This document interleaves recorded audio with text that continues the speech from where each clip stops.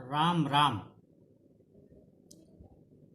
जिस तरह किसी संत का हथियार उसका सकारात्मक चिंतन होता है, ठीक उसी तरह किसी पुरुष के स्वभाव का आभूषण प्रशंसा या तारीफ होती है। यह उसका वो हथियार है जिससे वह महाशक्ति नारी को भी परास्त कर देता है। तारीफ या प्रशंसा से हम किसी को भी परास्त कर सकते हैं, उसे अपने वश में कर सकते हैं। तारीफ हमेशा सही होनी चाहिए। इसमें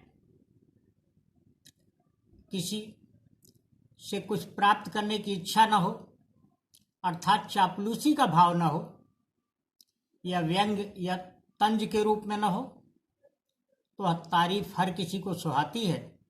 कहा गया है कि तुलसी मीठे वचनते सुख उपजत चहुओर, वशीकरण एक मंत्र है तज दे वचन कठोर। कठोर वचन त्यागने का आशय यहाँ पर यह है कि हम किसी के भी प्रति अपना व्यवहार मृदु रखें, और मृदु व्यवहार का सबसे बड़ा सबूत, सबसे बड़ा उसका प्रमाण यह होता है कि हम किसी की मुक्त मन से प्रशंसा करें, खुले मन से प्रशंसा करें, खूब प्रशंसा करें, लेकिन प्रशंसा वही जो उचित हो। अनुचित प्रशंसा से भी बचना चाहिए। कहा ही गया है कि अति कहीं भी अच्छी नहीं होती। जिस संदर्भ में मैंने आज यह बात शुरू की, उसका भी संबंध मनुष्य के अपने जीवन से तो है ही। मनुष्य के सारे सरोकारों और विशेष करके परिवार से होता है। प्रशंसा की शुरुआत या प्रशंसा का प्रारंभ परिवार के ही धरातल पर होता है। हम किसी के भी काम पर, चाहे वह हमसे छोटा हो या हमसे बड़ा, बारीक नज़र रखें, इसमें कोई बुराई नहीं है। अपने हित में देखें, इसमें कोई बुराई नहीं है। लेकिन जहाँ पर भी किसी भी प्रकार का आभार जताने की आवश्यकता हो, हम एक पल भी न चूकें। आभार जताना भी एक तरह की प्रशंसा होती है, एक तरह का सम्मान होता है, एक तरह का प्रेम होता है। मुख्य बात यह है कि प्रशंसा किसकी, कैसे, क्यों और किस लिए की जाए। प्रशंसा का प्रमुख तत्व किसी दूसरे के प्रति किया गया वो कार्य होता है जिससे उसको शांति मिलती है, उसको सुकून मिलता है, उसको सहयोग या सहानुभूति का एहसास होता है, इसका अनुभव होता है।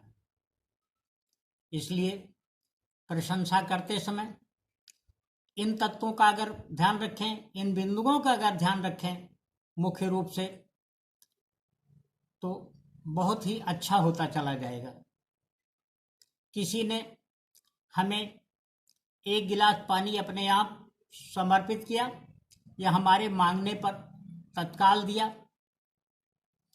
वह अपने घर का, परिवार का ही सदस्य क्यों न हो, इसको किसी प्रकार की फॉर्मेलिटी से जोड़ करके नहीं देखा जाना चाहिए, किसी प्रकार की औपचारिकता से नहीं जोड़ना चाहिए, बल्कि इस रूप में देखा जाना चाहिए कि किसी ने हमारी अपनी बात सुनी, मेरी अपनी बात सुनी और उस पर तत्काल अमल किया।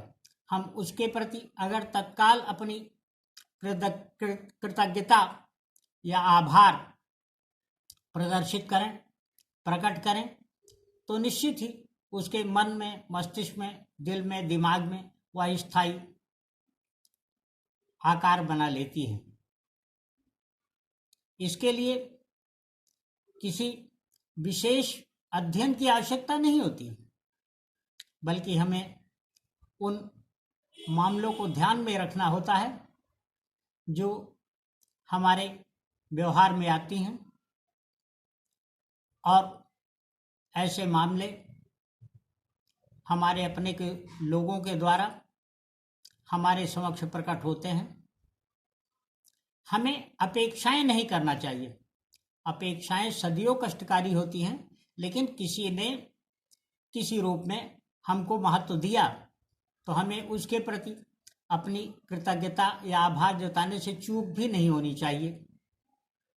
एक बात है कि ये सारी चीज़ें, स्वानुभूतियाँ, सहानुभूति, सोच या समझ भी तभी होता है जब हम मुझे उसे समझने का यत्न करें, जब हम उसे समझना चाहें।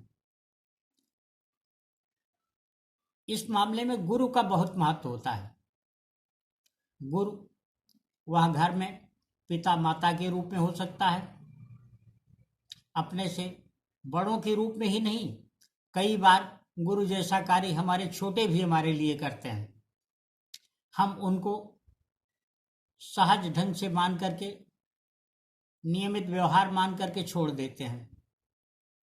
हम उसमें अपने लिए शिक्षा नहीं ढूंढना चाहते हैं, शिक्षा नहीं प्राप्त करना चाहते हैं, उसको अपने जीवन में नहीं उतरना चाहते हैं। हम इसलिए भी उसको गौर करने से चूक जाते हैं या बच जाते हैं। ऐसी स्थिति में यह ध्यान में रखने की आवश्यकता है कि हम लोगों को अपने साथ किस प्रकार से जोड़ें, किस प्रकार से उनका स्नेह, उनका सहयोग, उनका प्यार और उनकी सहानुभूति प्राप्त करें। यह सब जब स्वतः ढंग से होने लगता है तो परिवार में, घर में या जिस समूह में हम रह रहे होते हैं, उसमें पारस्परिक प्रेम बढ़ता हुआ चला जाता है। और जब ये स्थिति होती है तो निश्चित ही जीवन के हर कार्य में सुगमता होती चली जाती है और जीवन रसमय होता जाता है। जहाँ तक इन चीज़ों को व्यवहार में उतारने का प्रश्न है, उसे तो हमें स्वयं ही करना होगा। इसलिए कि कोई किसी को दृष्टि दे सकता है, किंतु जिसको दृष्टि दी जाए उसके लिए वह उपयोगी तभी होगी जब उससे देखना चाहे। जो स्वयं अपने को अंधकार में रखे हुए होता है, उसके लिए बड़ी से बड़ी रोशनी, बड़ी सी बड़ी चमक की कोई अहमियत नहीं होती। बड़े से बड़ा ज्ञान भी उसके लिए महत्वहीन हो जाता है। इसलिए हमें ध्यान में रखना होगा कि जब भी हमें किसी भी जगह पर किसी सीख की आवश्यकता हो, हम ये सोचें कि हमारे व्यवहार में, हमारे साथ व्यवहार में जो मामले विभिन्न लोगों के द्वारा प्रकट होते हैं, उनके द्वारा जो आचरण किए जाते हैं, उसमें हमारे लिए ऐसा क्या है जिससे हम अपने जीवन को चमकदार बना सकते हैं और उससे कुछ ले सकते हैं। जब हम इसकी तरफ प्रवृत्त होंगे तो एक मुख्य बात आती है, और वो आती है कि हम दूसरों में अच्छाइयों को तलाशें, उनमें बुराई को ढूंढने से बचें और केवल उनकी अच्छाइयों को अपने जीवन में जोड़ें। यह प्रशंसा के लिए सबसे महत्वपूर्ण तत्व या बिंदु तो होता ही है, अपने सुख के लिए भी सबसे महत्वपूर्ण साधन होता है। जब हम किसी की मुक्त मन से प्रशंसा करते हैं, किसी की अच्छाइयों को महत्व देते हैं, उनकी अच्छाइयों का बखान करते हैं, तो उनके साथ हमारी सन्निधता, हमारा जुड़ाव, हमारा लगाव निरंतर बढ़ता जाता है। ऐसे मामलों में जो हमें दिशा देने वाला अर्थात हमारा गुरु है, उसके संबंध में कहा गया है कि गुरु वह है जो वास्तव में किसी को अंधेरे से उजाले की तरफ ले जाता है। हम स्वयं के भी गुरु हो सकते हैं, बशर्ते कि हम अपनी आत्मा में, अपने अंदर झांक कर यह देखने की कोशिश करें कि हम में क्या कमियां हैं और दूसरों में क्या अच्छाइयां हैं जो हमारे लिए उपयोगी हैं। एक दोहा है जिसमें कहा गया है कि बुरा जो खोजन में चला, बुरा न मिलिया कोई, जो दिल खोजूं आपना, मुझसे बुरा न कोई। हमारा अपना स्वभाव अच्छाइयों को ग्रहण करने वाला होना चाहिए, बुराइयों की तरफ हमारी नज़र नहीं होनी चाहिए। अच्छाइयों को ग्रहण करने का एक बहुत अच्छा साधन है जो साधुओं के स्वभाव के बारे में कहा गया है, और वो ये कि साधु ऐसा चाहिए जैसा सूप सुभाए, सार सार को गहराए, थोथा दे उड़ाए। यहाँ भी अर्थ दूसरों की अच्छाइयों को ग्रहण करना है। दूसरों की अच्छाइयाँ हमारे पास निरंतर तब पहुँचती रहेंगी जब हम लगातार उनमें उसे देखते हुए उसकी तारीफ करते जाएंगे, उन्हें प्रोत्साहित करते जाएंगे, उनका उत्साह बढ़ाते जाएंगे। इससे उनका हमारे प्रति लगाव भी बढ़ता जाएगा। गुरु को सदियों ध्यान में रखा जाना चाहिए। वह हमेशा हमें अच्छी सीख देता है और हमें निरंतर इस बात की तरफ प्रेरित करता है। गुरु ही है जो हम में अच्छाइयाँ निरंतर भरता है और हमारी कमियों को, खामियों को, बुराइयों को खोज खोज करके निकालता है, किंतु बुराइयों को, हमारी कमियों को हमारे सामने कभी प्रकट नहीं करता। इसलिए हमें स्वयं हमेशा अच्छाई खोजने की आदत होनी चाहिए। अच्छाई जब हम देखेंगे तो निश्चित तौर पे हम न केवल अपने उस वातावरण को सही रख पाएंगे जिसमें हम रहते हैं, बल्कि इससे पूरा वातावरण, जहाँ तक हमारा संबंध होगा, जहाँ तक हमारा संपर्क होगा, वो सभी सुंदर होता हुआ चला जाएगा।